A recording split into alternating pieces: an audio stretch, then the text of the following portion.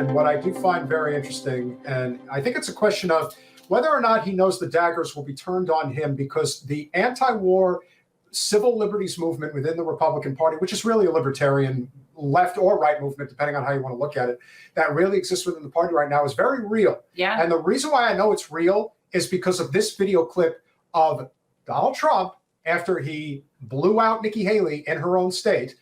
That was kind of beautiful, by the way. I mean, I was personally looking forward to that. What does it say about Democrats that would rather have Nikki Haley than Donald Trump? Like, at some point, you have to realize that this has nothing to do with policy. No, they just don't like him. Well, because they care about their feelings, and I just don't care about their feelings at all. Yep. But they let somebody very important in South Carolina have it on the stage. I think you know what this is about. Oh. Another man, not a lot of people know him. He doesn't do too much television. He happens to be a little bit further left than some of the people on the stage.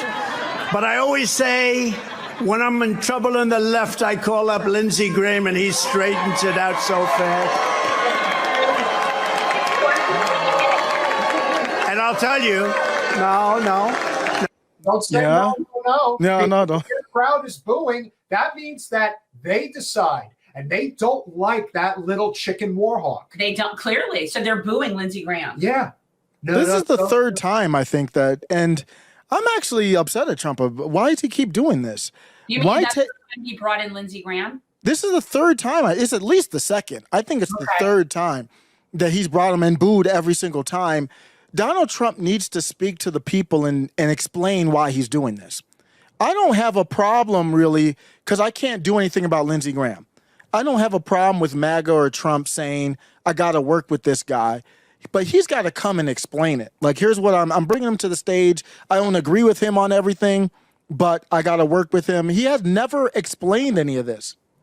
Why do you need to work with Lindsey Graham? Nobody needs to work me, with there are certain people that you don't need to work with. Porky Pig be one of them. There are people, we had this discussion the other day about certain members of the Democratic Party that I would classify as being within that, vote for no matter who crowd and all that. But there are those that are there because that's what they need to do. And then there are those who are there because they think it's going to help advance their career. And this is the same problem within the GOP. And the worst of the worst are always people like Lindsey Graham. Look at his hands. He's like the biggest, they're the biggest chicken shits walking the planet.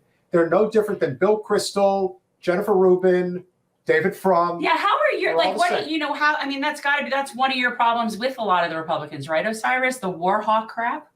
Oh, I'm very upset with it. They were good on Ukraine, and so I appreciated that. But when it came to Israel, it switched. What's the big difference here? Where's the correlation? The correlation is that the Ukraine war wasn't doing them any favors financially. Anything that involves Israel, especially in the GOP, is all about money.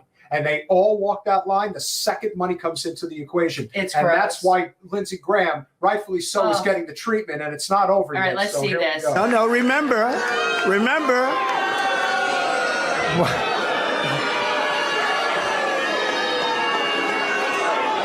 I love him. He's a good man. Come up here, Lindsey. Come up here, Lindsey.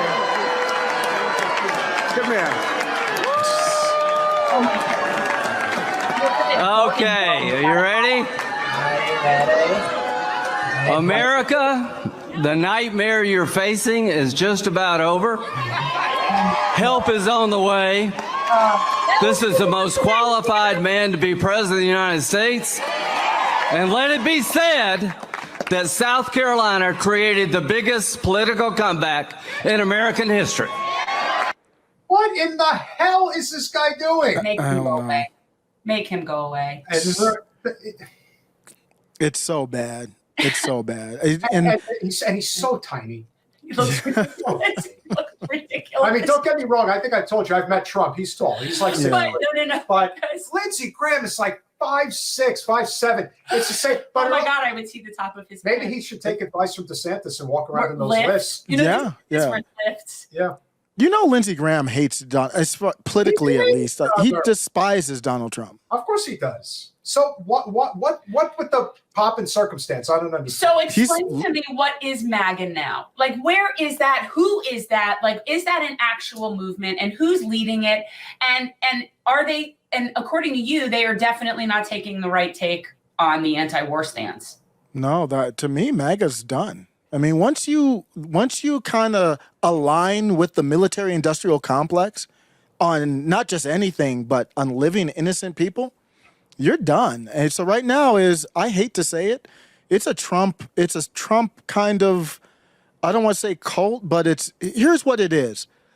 And I say this out of love for the MAGA movement. I called it the most beautiful political movement ever in the history of this country. But what it is people are afraid. They're seeing all the different things happening, lawfare all over the place, and they're running to Donald Trump and hugging him, saying that that's our save, that's what's going to save us. But when I analyze the chessboard, Donald Trump is not saving anything. So I don't tie to Donald Trump. I never did. I like him. I have no problem with Donald Trump, no beef, but I don't tie to Donald Trump. And right now it is not MAGA anymore. It's a Donald Trump type of, I don't even know what to call it. Well, it's a cult, but I kind of feel like the Democratic Party to an extent feels like a cult at this point because they have no substance. They have no platform. They just get blue. If you're saying blue no matter who, that's cult. Like, then that's no principle whatsoever. That's just cult. But so, like, who are you supporting? Like, where are you with this now? Oh, I love Dr. Shiva Ayyadurai.